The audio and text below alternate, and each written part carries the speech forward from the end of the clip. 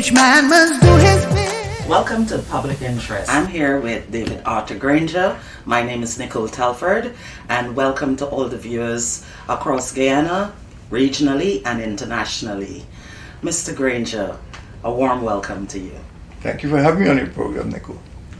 It has been 12 days since the PPP was sworn into office. From day one, we saw them unleash a firing squad on the public servants. What are your thoughts on this issue? My first thought is to ask what are the priorities of this new administration. They seem to be focusing more on persecution rather than explaining their policies. They have had over 5 months, maybe you can say 18 months, to prepare because they thought they would win, and I expected that they would be making preparations. You thought they would have appointed a Minister of Finance. You thought they would have explained to the public how they intend to develop the country. You thought they would have put forward some development plan, which I did on the 1st of January this year, the Decade of Development. But instead, they're persecuting civil servants, public servants, hard-working people. This will have a lot of implications for the development of this Guyana, this country of ours. First of all, at the personal level, you'll have mothers and fathers going home to their households, going home to their children, saying, I don't have a job. We're in the middle of a pandemic. People are without work. People are wondering, where the next meal would come from. Are you sending people home? This is crazy. It's a crazy policy. So my first thought is that rather than paying attention to the development of this country, rather than laying out a plan for this new administration, they are instead going after ordinary wage earners. These are not big shots. These are ordinary people who have families. So there are going to be social consequences, there are personal consequences, there are going to be household consequences. That's the first problem. The second problem is Guyana is not a country that is rich in human resources. We have always lost our intelligent people, what I call the brain drain, to the Caribbean, to North America and other countries. The worst thing an administration could do is drive talented, skilled, qualified, professional people out of the public service. When I was president, I actually created 4 new towns at Bartica, Mabaruma, Madia, and Lethem. You need more public servants. You need more administrators to develop these regions and to deliver services to the people. This is the worst time that you can choose to send people home. And there's also, Nicole, there's also, I would say, an ethical problem or maybe even a legal problem. Are these people being called and asked whether they want to continue serving? Are they guilty of some offense? Look, we've had 450,000 people or more. Everybody, almost every adult in this country might have participated in some form of political activity, might have voted. Have they suddenly become criminals because they voted? Are they political? Are they entitled to be treated as Guyanese? Are they entitled to be employed in a country of their birth legitimately? Have any of them committed an offense? Has any of them been accused of an offense other than being, what does being political mean? Everybody's political because they voted. So at a legal level, there has been no, what I would say, due process. No one has accused them of any offense, and they have not been given a hearing. So I have a very serious problem with the attitude of this administration. If this is how they intend to go through for the rest of their tenure until the APNU AFC brings its petition in the court, we are going to have a very sticky time because they've started on the wrong foot. Rather than starting in a conciliatory way to combine the energies of the people of Guyana, they started it by dividing the country in the worst possible way.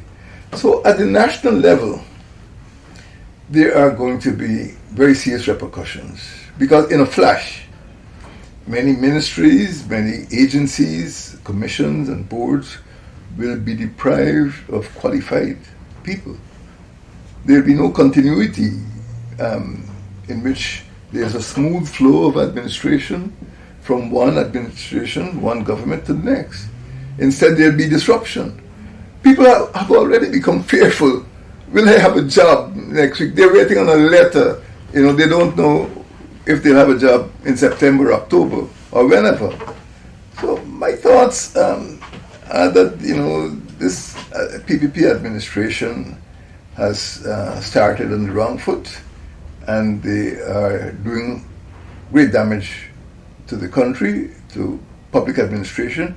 And look, I'm not a boastful person, but the first thing I did when I got into office was to call the senior public servants together and assure them of their tenure of office, because I wanted continuity. I went up Pleasanton Road to the Public Service Training Division. I called all the senior public servants to the Arthur Chung Conference Center. I set up the Bertram Collins College of Public Service, because the public service is so important to the development of this country. And the first thing the PPP does is smash the public service. There's no fear and loathing in the public service. People are worried, people are uncertain about their future. Given that you've mentioned that the PPPC campaigned on creating 50,000 jobs, as soon as they arrived in office, they started dismantling that, which they already said that they will create 50,000 jobs. How do you respond to that? Well, it looks as if they're removing 50,000 jobs to me. To start with, I have spoken to people all over this country. Have you actually seen a copy of the PPP manifesto? No, nobody's seen it. I don't know where this manifesto is. They say they're opening the sugar factories. I don't know if this is true. It's fake news. They're the ones who closed down Diamond. They're the ones who closed down Lusignan.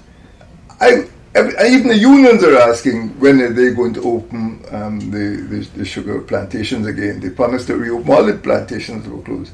So when it comes to these 50,000 jobs, this is going to be marvelous. You've started by removing people, hard-working people at various levels from their jobs, and you cannot go on the street and recruit talented people who've been working for the last 5, 10, 15 years, graduates, qualified people. It's fake. I dare them to explain to the Guyanese public, I dare them to show the Guyanese public a manifesto identifying the places where these 50,000 jobs will come from. Are they going to be university graduates? Are they going to be technical institute graduates? Are they going to be secondary school graduates? I am not convinced that they know what they're doing. They've come into this administration with blood in their eyes. All they're looking for is revenge. It's vendetta. They're not about to embark on orderly administration and provide security and confidence among the public servants of this country. There are going to be very, very serious problems for the PPP if they continue the way they've been going on for the last 12 days. Mr. Granger, how do you see this impacting the youths, given PPPC's track record? As I said, we are in the middle of a pandemic.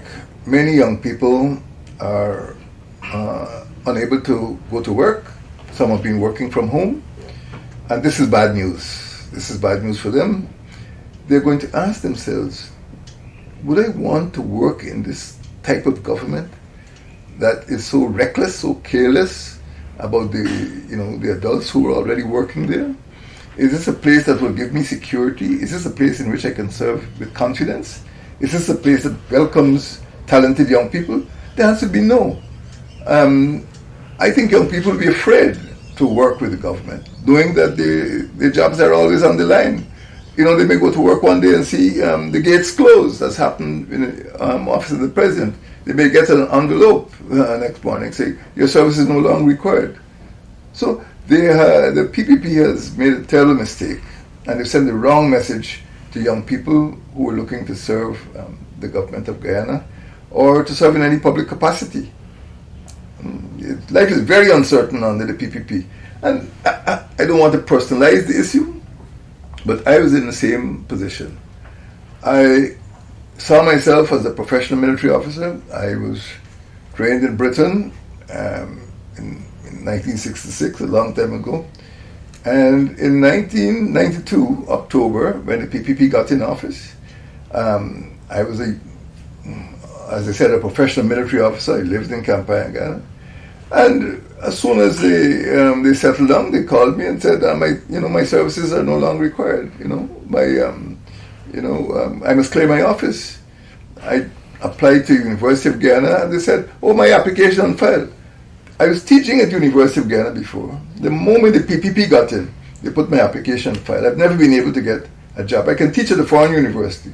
I've never been able to get a job at the University of Ghana under the PPP. This is what they're doing to Guyanese. They're driving Guyanese away, talented Guyanese, experienced Guyanese, qualified Guyanese away from this country. It's going to be very, very difficult to recapture the confidence of the people of this country. We do not have the human resources that can afford this firing squad mentality, this slash and burn mentality, this winner takes all mentality, this spoil system. They have introduced a spoil system. We don't have manpower to support a spoil system. I know there are some jurisdictions when a new president goes in, he moves some senior people and brings in his people. We can't afford that. When I got to the Ministry of the Presidency, what they call now the Office of the President, if you go there, you'd still see staff that I met there. I saw them greeting President Ali. I never touched them. I never asked a single public servant who he or she voted for. I said, all I wanted you to be is unbribable and professional. That is how public service is run. It is not run with threats and persecution. So the PPP is going to face a lot of problems, from the APNU, AFC, and from the public service union and other public servants who are offended by this insultive behavior that they've embarked on. You mentioned fear, and we spoke about the youths. Could you explain the fear a bit with regards to, for example, the police force, the discipline services, and all the other organizations, which we know what had obtained under the PPPC, under the former administration, where they killed or lynched 1,400 Guyanese. So bring us back to now and their behavior with the public servants, the threats, the fear, and explain that so the viewers and the public could understand. The public knows all too well that it was during the 12-year regime of Mr. Barra Jagdeo that we saw the worst violence since independence, what I call the Troubles. And this was a time when there was little accountability. This was a time when a few rogue elements, it wasn't widespread, a few rogue elements within the Guyana police force did some horrible things, and many of the witnesses to those massacres have been killed. In fact, Mr. Satyo saw a cabinet minister, sitting down with his other cabinet colleagues, was killed, other members of the family, and his death was not even inquired into. There was no inquiry, there was no commission, there's no coroner's inquest into his death, nothing. And now the PPP is back in office, they're inquiring into the election, but they haven't inquired into the death of their own minister, into Lusignan, into Lindo Creek massacre. So it is very difficult to believe that they are serious. And quite frankly, I don't know that young people, even those who were born during the Troubles, can have any confidence that they're going to live in a safe society. Over my 5-year period in office, we got British experts to come here to advise on police reform, security sector reform. We reformed the Guyana Defense Force. We increased the training, the equipment, and both the Army and the police were onto a trajectory of development, of professionalism.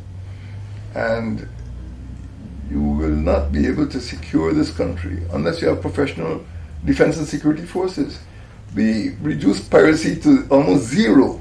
In the past, under the PPP, almost every week you see bodies floating up on the foreshore, fishermen attacked. I personally went to interview some of those fishermen, and we brought piracy down to almost zero. We have more maritime patrols, we have aviation patrols. Along the border with Venezuela, we created special operations, Operation Armadillo, to prevent unwanted migrants from coming over, sindicatos, people coming, raiding indigenous communities. We brought all that to an end. We put mounted troops, mounted police in the Rupununi. Have horses there for the first time in decades, so that if you don't have gasoline, well, the horses don't need gasoline, the horses can eat grass, but the patrols are being done. We used to have airplanes landing with cocaine in Rupununi. All that has been brought to an end. So a reformed police force is essential to making Guyana safe. A reformed defense force is essential to making Guyana safe. I also created a National Anti-Narcotics Agency, NANA, N-A-N-A. I created an NISA, the National Intelligence and Security Agency. Every week we met and they briefed me about what is taking place in this country. Now, soon as certain people re-enter the country, we see kilos and kilos of cocaine being shipped out again. They didn't even wait, for the new president to be sworn in. But the old boys from the Troubles, the old boys from the heirs, the Jagdeo heirs, are in business again, So we are in for some difficult time internationally and locally. And I tell you, if we are not careful, this country is going to go down the same route that it went down during the Jagdeo years, when 1,431 murders. If you go to Bartica, you see these ugly monuments. Go to Iflare, you see the monument to the number of policemen killed during the Jagdeo years. Those two monuments are Jagdeo's monuments to show Guyanese for generations to come what murderous violence took place between 2000 and 2010. With the fear, again on fear, how do you feel about the judicial system with fear of people's jobs being threatened? Naturally, my party, the PNC, and my partnership, the APNU, will give support to persons who are unlawfully removed from their positions. People have contracts. They're not party hacks. These are professional people who have jobs to perform. And we will give them every support. We hope that the Guyana Public Service Union, we hope that civil society takes action on this unwarranted assault on innocent public servants. Being a member of a party, being a voter in election does not make you unsuitable for employment in the country of your birth. And I want to hear the voices of civil society, chambers of commerce and the Human Rights Association to support the people who are being unlawfully removed from their positions. I don't want to comment on the judiciary, but the judiciary will necessarily have to be approached by people who feel themselves victimized or discriminated against so that their rights could be upheld. And I expect the judiciary to behave in a professional way. When I was president, I always respected the decisions of the judiciary. If I didn't agree, I went to the higher court, and once the higher court ruled, that was it. I always abided by the Constitution. I abided by the final declaration of the Commission. People doubted, people called me all sorts of names. But when the declaration was made on Sunday, the 2nd of August, I abided by the declaration. Even though I will protest, I will go to the courts, I will have a petition. But I respect the courts, and I expect that the courts will give protection to the citizens of this country who are being discriminated against and who are being affected, who have been affected by this spate of firing, by this PPP firing squad. 7 REOs, regional executive officers, were fired. What are your thoughts on this? Well, that is painful to me because I believe that in recent history of Guyana, no one has done as much for regionalism as I have done. I launched 2 local government elections. The PPP was in power for 23 years, and for 20 of those years, PPP could not hold local government elections. I got into office in May 2015, and by March 2016, less than a year later, we had local government elections. Then again in 2018, we had local government elections. My party, my partnership, my coalition didn't do well, but it was the law, it was the constitution. So when I think about regionalism, when I think about those REOs, I think about the efforts APNU made, PNC made, to have local government elections and to build up the local government system. Treat it with respect. We established, as I said a few minutes ago, 4 tongues. Because this country cannot be developed with a few coastal regions. All the regions have to be developed. And the police divisions have been modified so that the police are not any longer concentrated in what we call A division, B division, C division along the coast. Barima Waini is now a police division. Kuyuni Mazruni is now a police division. Potaro Separone is now a police division. Rupununi is now a police division. So you need REOs, confident, committed, qualified REOs who are going to administer these regions, these new regions. So when you move them, I'm worried because it means that there is no continuity, and it means that the PPP now will be tempted to put hacks who are not competent and not qualified and not committed to the development of those regions. I launched what is called a conference of democratic organs to bring REOs together, to bring regional chairmen together, to bring central government together, so that all levels of administration could work together. The national level at the Ministry of Communities, the regional level at the RDCs, and the local level at the NDCs and the municipalities. And this is testament to the support and to the importance of regions. And the removal of those REOs is not merely a slap in the face of the people who are administering those regions. It will cause problems because you now have a disruption in the regional system. Instead of having smooth delivery of services to the regions, there will now be a disruption. Look at what APNU achieved. We were putting passport offices in the regions. Most of the regions now have regional public broadcasting stations. There are now 2 stations or 3 stations in Rupununi alone. There's a station in Mabroom, a station in Particle, a station at Madia, a station in Toriala. So we were regionalizing this country, and in so doing, we were erasing the equality between coastland and hinterland. A person could stay on the APNU. A person could stay in Lethem, stay in Linden and get a passport, register his business. Before that, no. He had to go to Henry Jahina to register a business. He had to come to town. I used to see people there from 3:30 in the morning, 4 o'clock waiting for a passport. So you have to build a system administered by competent REOs.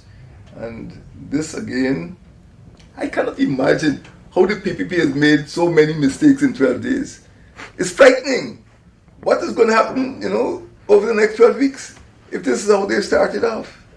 If they had a plan, if they had a manifesto, if they had a concept of development, we'd say, yes, this is good or bad, but there's no plan.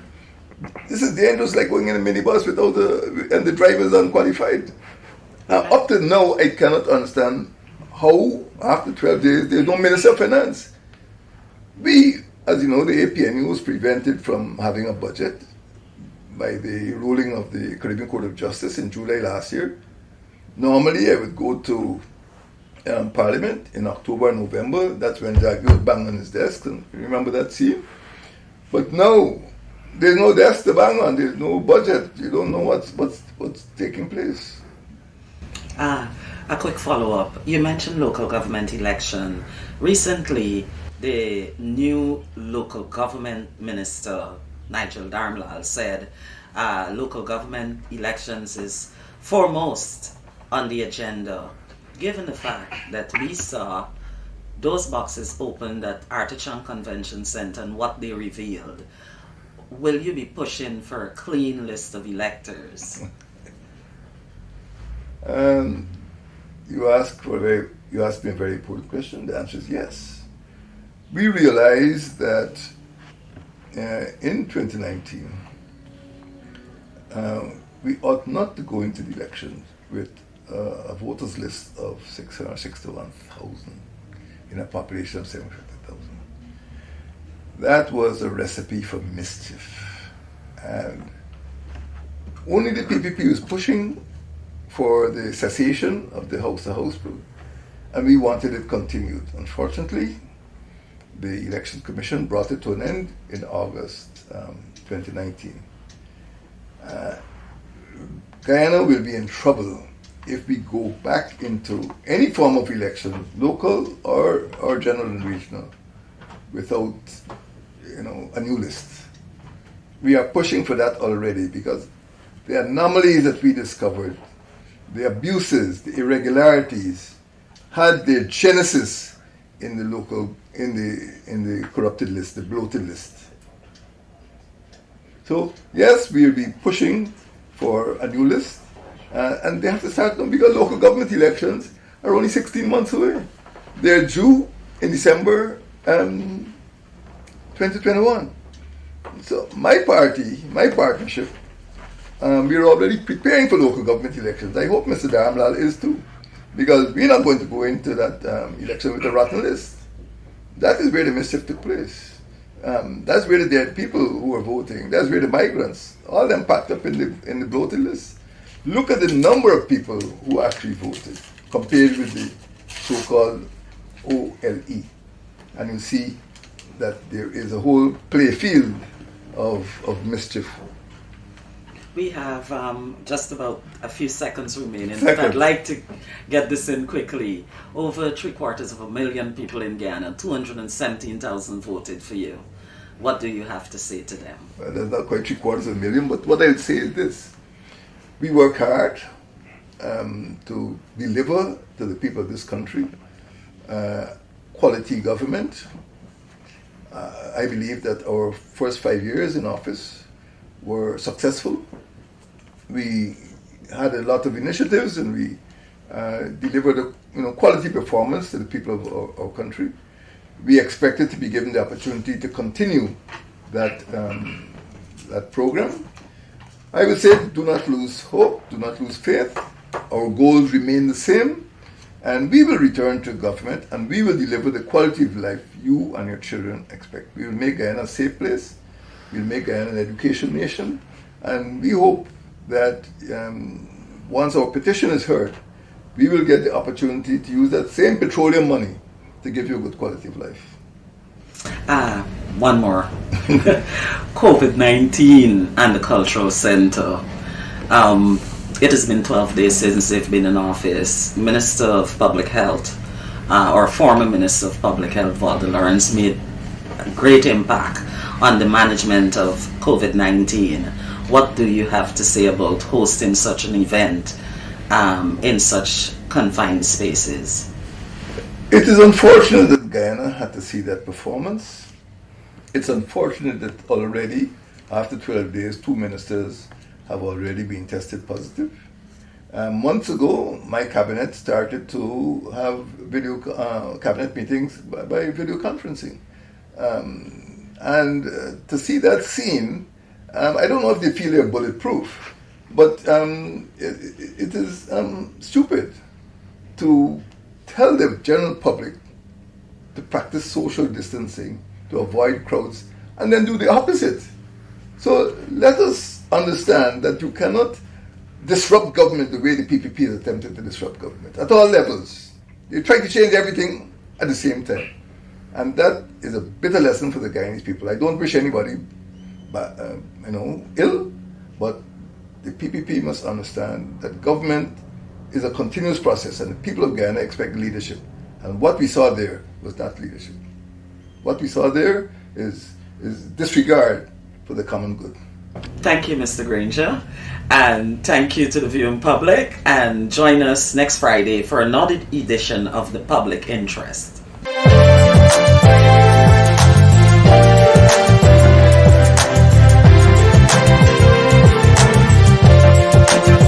Let us go.